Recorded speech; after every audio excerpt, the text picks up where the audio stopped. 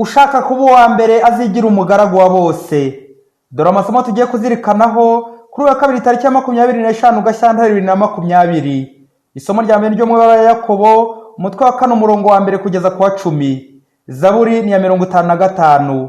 Ivanjili yanditswe na Mariko umutwe wa 9 umurongo wa 30 kugeza ku wa 37. Nyagasani Yezu nabane namwe. Amagambo mu Ivanjili ntagatifu uko yanditswe na Mariko. Muri icyo gihe Yezu yambukiranya Galileya ari kumwe n'abigishwa be, ariko ntiyashakaga ko babimenya. Yigishaga abigishwa be ababwira ati, umwana w'umuntu agiye gushyirwa mu maboko y'abantu bakazamwica, ariko yamara gupfa akazazuka ku munsi wa gatatu. Iryo jambo ariko ntibaryumva, batinya no kumubaza. Nuko bagera i Kafarinawumu. Bari mu nzu, Yezu arababaza ati, mu nzira mwajyaga impaka z'iki? Baraceceka, kuko mu nzira bari bagiye impaka zo kumenya umukuru muri bo. Amaze kwicara ahamagara ba 12, arababwira ati, ushaka kuba uwa mbere azigira uwa nyuma muri bose, abe n'umugaragu wa bose. Nuko afata umwana amuhagarika hagati yabo, aramuhobera, aramubwira ati, umuntu wese wakira umwana nk'uyu nguyu arijya bigirira, nijye aba yakiriye, kandi unyakira wese sijya aba yakiriye, ahubwo aba yakiriye uwantumye. Iyo ni Ivanjili ntagatifu. Mu mizirindwi y'ibyaha les péchés capitaux, ariyo ukwikuza, ubugugu, ishyari, uburakari, ubusambanyi, ubusambo, ubunebwe, ukaze cyane urusha indi ubukana, mbese nka kibamba, ni ukwikuza. Izina ry'icyubahiro ry'umuzi ni umuzi w'imizi y'ibyaha. Uyu mushefu ukwikuza niwe tugiye kuzirikanaho mu masomo y'uyu munsi. Yakobo mu isomo rya mbere ari kwibaza aho amakimbirane n'intambara bikomoka. Ndahandi ni ku byifuzo by'umubiri ushaka kwiremereza, goût de grandeur, kugira irari ry'ibintu n'abantu, ugashaka gutumbagira ngo urute abandi. Yezu we nyuma yo kubona ko abigishwa be nta kindi bahugiyemo, kuko yaje ababwira ibigiye kumubaho ntibabyiteho, ahubwo bakajya impaka zo kumenya umukuru muri bo. Yezu rero arabaha ingero ebyiri z'ibisubizo zibafasha kudakomera ku cyubahiro cy'isi. Umugaragu n'umwana. Ushaka kuba uwa mbere azigire uwa nyuma muri bose, abe n'umugaragu wa bose, bityo akavunikira abandi. Bavandimwe, hari ikintu gitangaje muri Kiliziya Gatolika.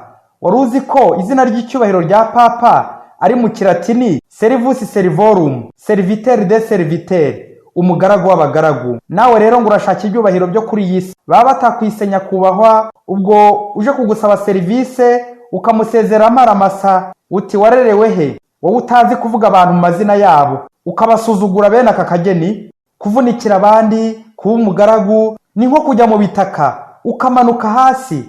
Hari abantu batumbagira bagashakira ibyubahiro hejuru, nyamara icyubahiro kiba hasi mu bato. Yezu ati, umuntu wese wakira umwana nk'uyu nguyu arijya bigirira, nijye aba yakiriye. Burya umwana nta manyanga yigiramo, ni mwiza, nta macenga agira. Ni nka bya bindi bya wa muntu waje kureba se w'umwana aje kumwishyuza. Nuko umwana aramubwira ati, papa yambwiye ngo size kuvuga ko aryamye, ko adahari. Ushaka amakuru y'ukuri ubaza umwana. Umuhanga ati, buri muntu yigiramo agakereshwa k'ubwirasi, icyo turushanwa ni ukubigaragaza. Umugabo wakundaga icyubahiro ku buryo bukomeye n'ubuyobozi, ku buryo wumvaga aho abandi bateraniye hose, uko bangana kose n'uko bameze kose, ari we ugomba kuba umushefu. Umunsi umwe baza kumufunga, ageze muri prison, bamugirira icyizere, mu matora yari yiyamamajemo, bamutora kuba umuyobozi w'imfungwa zose. Amaze kuba umushefu, ahitaho imfungwa zose itegeko nk'uko yari amenyereye gutanga amategeko, ati, imfungwa izibeshya ikitwara nabi, nzahita nyirukana aha muri prison.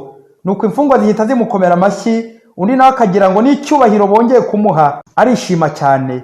Bukeye nuko atangira gukubita imfungwa, ari nako azirukana. Umunsi umwe agiye kureba, asanga ariwe gusa wenyine usigaye muri prison, ari kwiyobora wenyine. Muvandimwe, nutagabanya ubwirasi n'ubwiyemezi, uzasigara wenyine muri prison ya shitani, prison y'icyaha. Kuko iyo ukora nabi, ukoka ku ngeso mbi, zigusiga mu bucakara bwa shitani muri prison ye, abandi bakazigira mu ijuru, wowe ugasigara, ukaba uyobora abandi, ariko wowe ugasigara muri iyo prison y'ubucakara. Uyu munsi nuko umugaragu n'umwana nta buryarya cyangwa itiku. Tomasi wa Kwino baramubaje bati, mbese Tomasi, ko tuzi ko uri umuhanga, waduhaye imigenzo 3 mbonezabupfura ikaze kandi irusha agaciro iyindi, mbese yaza mbere y'indi migenzo yose mu bwiza? Tomasi ati umugenzo wa mbere ni ukwiyoroshya. Bati ngaho duha uwa kabiri. Ati uwa kabiri ni ukwiyoroshya. Bati Tomasi ko wisubiramo cyangwa uri kwibeshya? Ngaho basi tubwira uwa gatatu. Tomasi ati ni ukwiyoroshya. Bose baratangara. Ni koko bavandimwe, kwiyoroshya kwiyoroshya kwiyoroshya bitsinda ibishuko byinshi, birwanya ibyaha byinshi, bituma utsinda shitani, bituma umuntu ashyikirana n'Imana, kuko mu kwiyoroshya habamo rezo ku buryo uvugana n'Imana ntibicikagurike, Imana ikakumva mugashyikirana. Mwari kumwe na Padiri Masumbuko Ladislas, umurezi mu iseminari Mutagatifu Aloyizi, Diyosezi ya Cyangugu.